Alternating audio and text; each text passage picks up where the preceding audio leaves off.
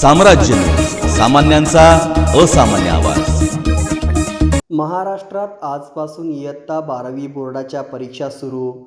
महाराष्ट्रात आजपासून इयत्ता 12वी बोर्डाच्या परीक्षा सुरू झाल्या आहेत। 21 फेब्रुवारी ते 19 मार्च या कालावधीत या परीक्षा होणार आहेत। महाराष्ट्र राज्यात HSC म्हणजेच इयत्ता 12वीच्या अंतिम परीक्षा आज 21 फेब्रुवारीपासून सुरू होत आहेत।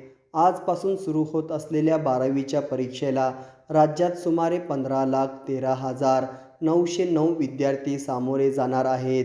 शिक्षण आणि करिअरच्या दृष्टीने 12वीची बोर्ड परीक्षा हा टर्निंग पॉईंट असल्याने विद्यार्थ्यासाठी ही परीक्षा महत्त्वाची आहे। उच्च शिक्षण प्रदेशी शिक्षणासाठी 12वीच्या परीक्षेमधील मार्क्स हे महत्त्वाची भूमिका बजावतात।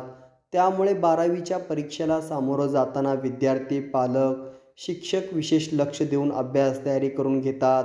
विद्यार्थ्यांना परीक्षेला जाताना त्यांचं हॉल तिकीट सोबत ठेवणं बंधनकारक आहे। परीक्षेच्या आधी किमान अर्धा तास त्यांना परीक्षा केंद्रावर प्रवेश दिला जाणार आहे। परीक्षा केंद्रावर विद्यार्थ्यांना इलेक्ट्रिक उपकरणाचा, मोबाईल फोनचा वापर निषेध असणार आहे। याबाबत हरिभाई देवकरण प्रशालेचे प्राचार्य प्रकाश कांबळे यांनी याबाबत सविस्तर माहिती दिली आहे। प्रकाश कांबळे, प्राचार्य, हरिभाई देवकरण प्रशाला कनिष्ठ महाविद्यालय। HSC परीक्षेसाठी बोर्डाच्या नियमानुसार आपण सर्व व्यवस्था केलेली आहे।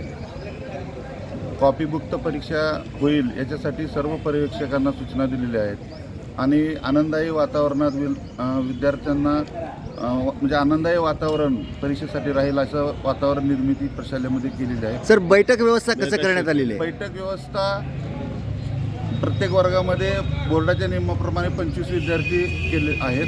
एकूण 737 विद्यार्थी या केंद्रावरती प्रविष्ट आहेत। पालकांना काय सांगाल? तर पालकांना आवाहन आहे की या ठिकाणी परीक्षा केंद्रावरती तुमच्या मुलाची कुठलीही गैरसोय होणार नाही याची दक्षता संपूर्णपणे केंद्राने घेतलेली आहे आणि माननीय बोर्डाच्या आणि शिक्षणाधिकारी माध्यमिक यांच्या सूचनानुसार त्यांनी जे गाईडलाईन दिलेले आहेत तर त्या गाईडलाईननुसार आम्ही या ठिकाणी कॉपीमुक्त परीक्षा घेण्याचा विद्यार्थ्यांचं स्वागत कसं केलं आहे? विद्यार्थ्यांचं स्वागत गुलाब पुष्प देऊन मुला-मुलींचं स्वागत केलेलं आहे। वर्गात जाताना त्यांची तपासणी केलेली आहे। कुठलंही कागद सदृश्य, कॉपी सदृश्य वस्तू त्याच्याजवळ राहू नये याची दक्षता तपासणी करूनच सोडलेलं आहे।